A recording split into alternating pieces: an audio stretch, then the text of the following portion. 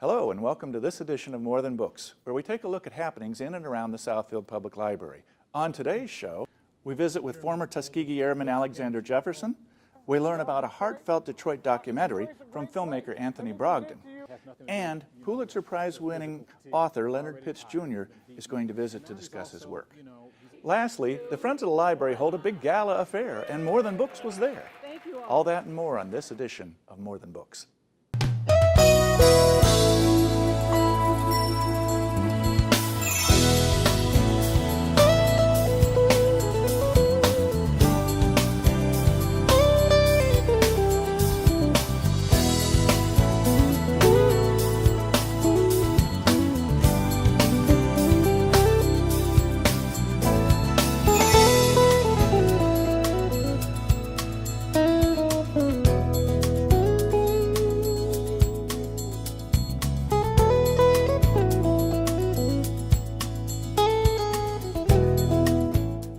Was very honored to have an author, Lieutenant Colonel Alexander Jefferson, come and talk with us about his book, Red-Tailed Captured, Red-Tailed Free, The Memoirs of a Tuskegee Airman.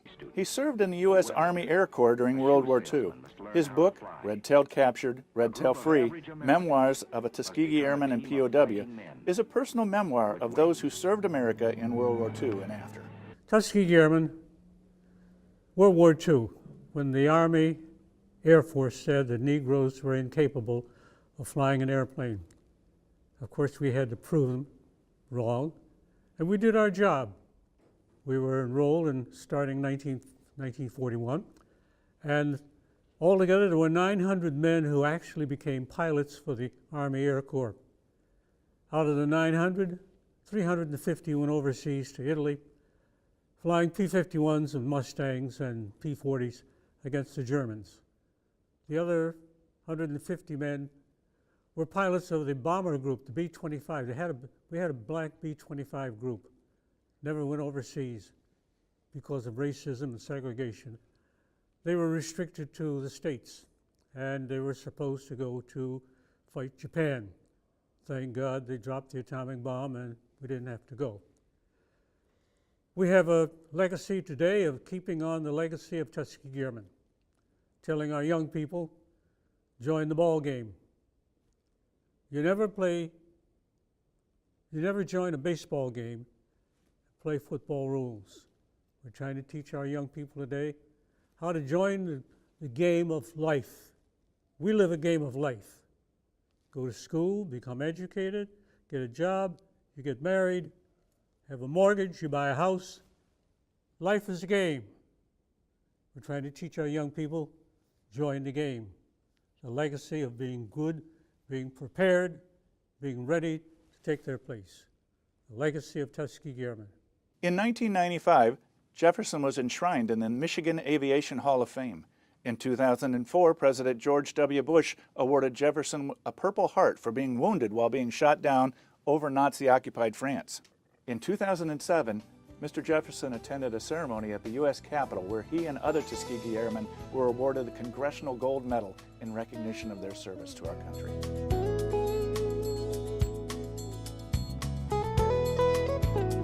Director and filmmaker Anthony Brogdon stopped by the library to show his film and talk about The Great Detroit. The film includes 55 interviews and covers a little bit of everything, starting with how and why the city was founded, to how it became a manufacturing powerhouse, to the history of Motown, and it ends with the plans for a brighter future for our city of Detroit. It's 55 interviews.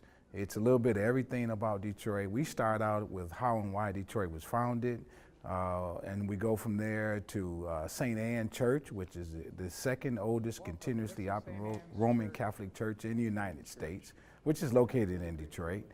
We talk about the Fort Pontchartrain. We go into Henry Ford's first plant. A lot of people think that's in Highland Park, but it's not. That was actually in Detroit.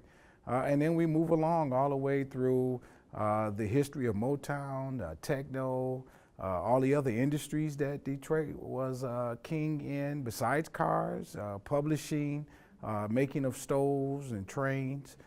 We go from there to the different neighborhoods and parks. We show some of that, and then business districts.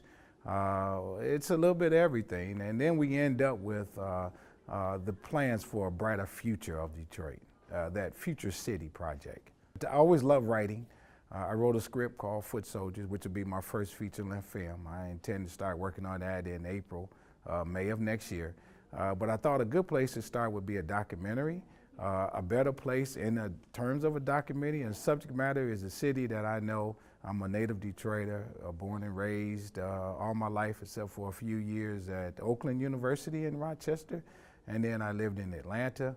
And so I just thought this would be a good place to start. And then I thought what I would do to try to make mine a little different than other films that most people see and media coverage is that I'd make it positive. I couldn't live here and not do that and then walk down the street and be saying something bad about, all bad about the city. And so that was why I decided to do The Great Detroit. The biggest interesting challenge is having enough money to do it. I wrote a script. I knew that much. I knew I wanted to have a specific target for the film and a specific premise behind the film, being positive, but being historical, telling all these different instances and facts about Detroit. And then I had to go in and find the people that would plug in to tell that story. And then that might have been a little difficult, and maybe a little difficult convincing people to do it.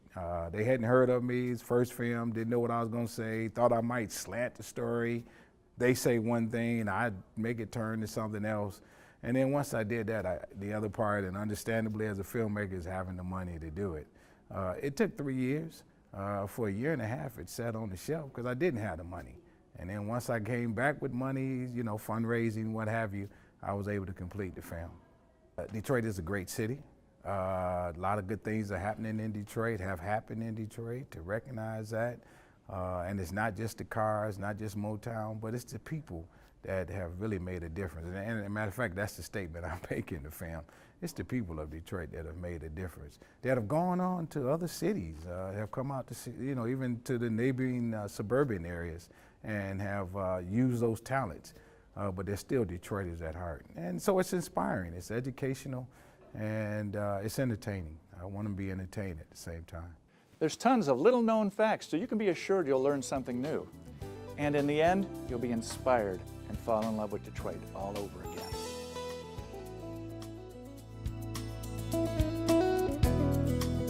Grant Park is the new novel by acclaimed author Leonard Pitts Jr. The Pulitzer Prize-winning author was here in the library to discuss this work and to sign some books. Mr. Pitts was very generous with his time and talents. He stayed around and talked with folks after the program. He even visited the library before his speaking tour. We were proud that he loved our library. The motivation for this book was a number of things, but I think chiefly the thing that I want to deal with was sort of what I see as the absurdity of modern American political discourse. There's just a craziness, there's a madness, that if it weren't real, you'd think it was almost a parody. Just in the way that we talk about the great issues of our time, race being one of them. When you've got, for instance, I believe it was Chris Christie declaring that Black Lives Matter is a terrorist group, I believe was his quote. There's just something, I don't know if it's something in the water, I don't know if we're smoking or breathing something, but there's some craziness in this country at this time. So that was one of the things that I want to deal with, just how far we've moved from anything that makes any kind of sense with regard to talking about race. You can check out these and other library programs in their entirety on Southfield Cable 15 or by going to their YouTube or Facebook pages.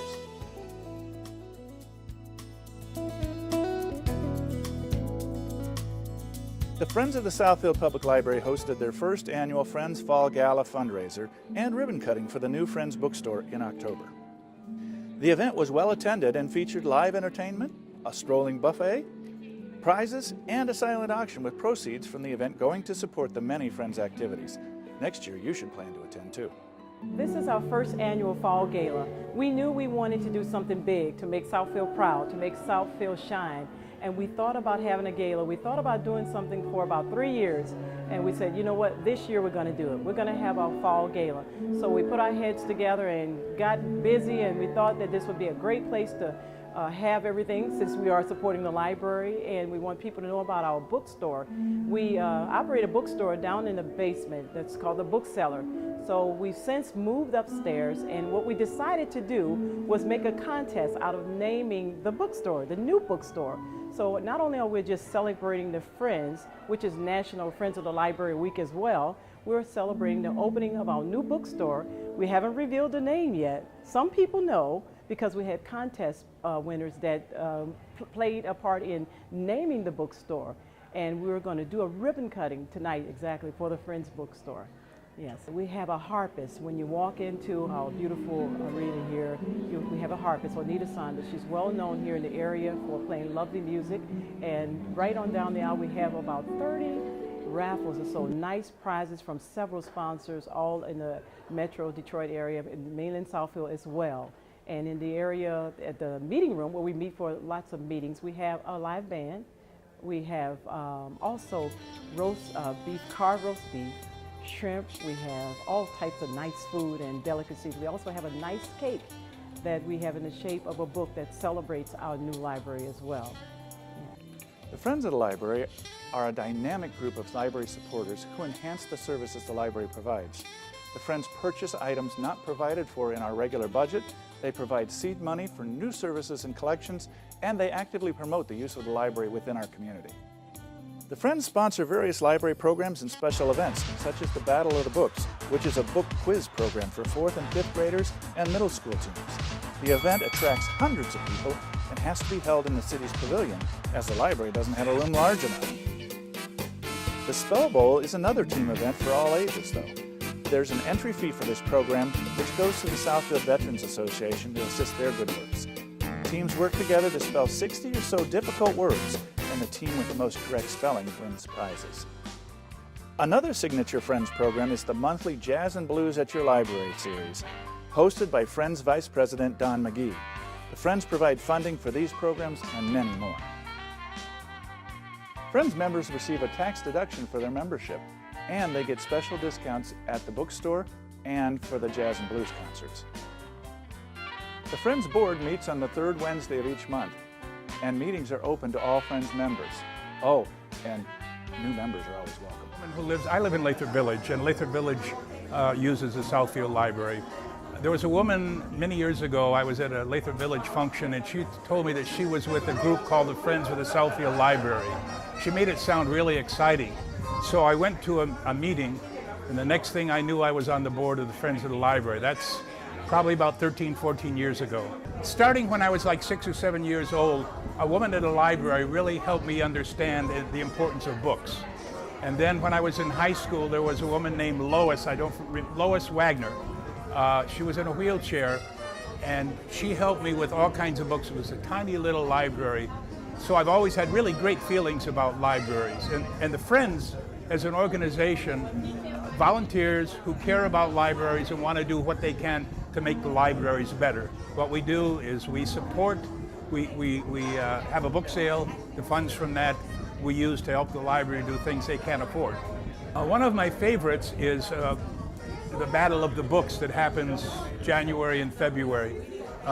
Teams from middle school through high school are formed. They're assigned a number of books to read, and then there's a contest, a big competition in the big hall, the Southfield Hall, and parents, friends, relatives come and cheer the kids on as if they were football stars. And that's so cool, I think, to have an event where people who use their minds, people who understand about reading and learning, how important it is, are given the same sort of attention and encouragement that sports figures are. So that's one really cool thing. I'm not sure if what I do is a hobby or a profession or an obsession. I'm not sure. But it has to do with music and photography. And I've loved music for a long, long time. I've been taking pictures kind of seriously since I was a kid. The first camera was a Brownie, and then I got other cameras. And I've been taking pictures of local blues artists primarily for a while. And I had a show of my photography here at the library. And I brought along, I thought it'd be cool to have some music with the grand opening. So I brought in somebody called Robert Jones, who had a radio show about blues for a long time. He came in, played, and talked about the music, and people loved it. So I went to the board of the Friends then and said, how about giving me a little money for maybe 2 or 3 concerts, local musicians, we'll have it in the library and see what happens.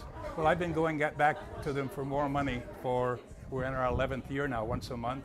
And so, and I take pictures there, of course, too. But the whole thing is to give people, in my mind, a chance to learn about the amazing quantity and quality of music that resides in the Detroit area.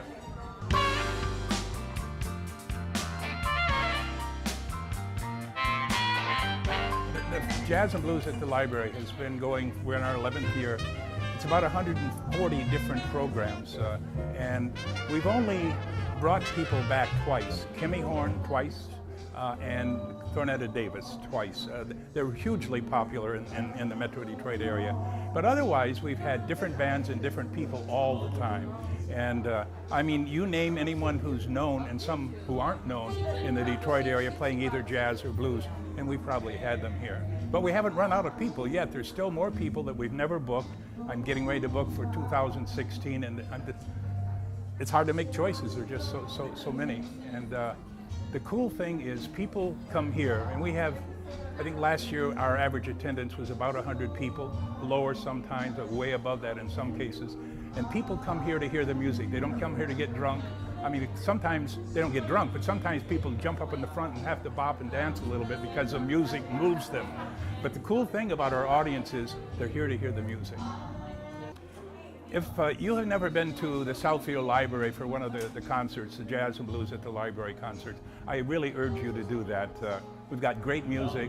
They're here to perform for you.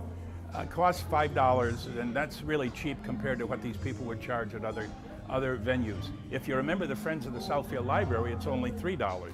And every once in a while, we sell sort of a discount package for the whole year that makes it even less than that, particularly if you join the Friends. And if I may, I want to tell you about a couple of other things that the Friends do. We provide funds to help employees of the library go to workshops and seminars and that kind of thing so they can learn more about their business. Times are pretty tight for the library in most of the city now with the income for the city down a little bit, and we try to supplement the money they have to do important things for the library and for the patrons of the library. What's really important is for those people out there to join the Friends of the Library, give us a little more revenue to help us do everything we can for you, the patrons of the library.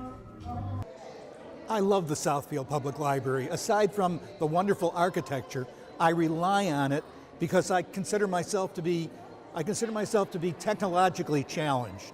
And one day I got tired of all the problems with my home computer.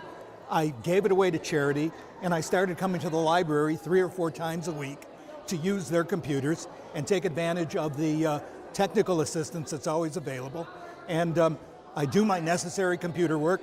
I get books all the time. I always have a good book to read, which is on loan, of course, from the library. And I guess to summarize, I love the place. I love the Southfield Public Library. I first started out with the Friends by bringing my kids to the library one day. I was here, I think most of the time we're here pretty much 3 to 4 days out of the week. I met Don McGee and he said, why don't you join the Friends board? I said, what is that? He said, well, we sort of serve in the community and we help out and do things for the library. So I came on board just as a regular board member and stayed involved and helped with some of the planning and the things that they were doing. And at some point we made a transition where they needed a president and they asked me to serve. And I've been serving as president for at least about 3 years. Membership is one of the ways that we support the programs here at the library. And we are asking all the city employees, city officials to come and join us and to be friends, to celebrate reading, to celebrate the things that we do. It's so amazing, some of the lives that we touch just by having this library here. The library here is just a community resource, and because of the Friends, we're able to keep things going that sometimes people will go other places and they won't have. I had a guy come in and he told me, he said, you know what, I just moved away from here and I hate it. He said, because you know why? We don't have a library like you have here in Southfield. He said, I miss the library. and I wish I could be back here. And he was here donating books. He said, I just had to tell you that. He said, you guys keep up the good work. Those are the things that make us feel really good, and we're happy to have, because when we serve, we have the volunteers that come here and commit their time and put their energy into doing what we do, and the people come in and they are so happy because of the things that we're able to provide. We're happy as friends to be able to serve the community and to provide some of the means that the city and the community needs. Well, that's it for this edition of More Than Books. Until next time, why not stop by the Southfield Public Library and see what's happening? Thanks for watching, and keep on reading.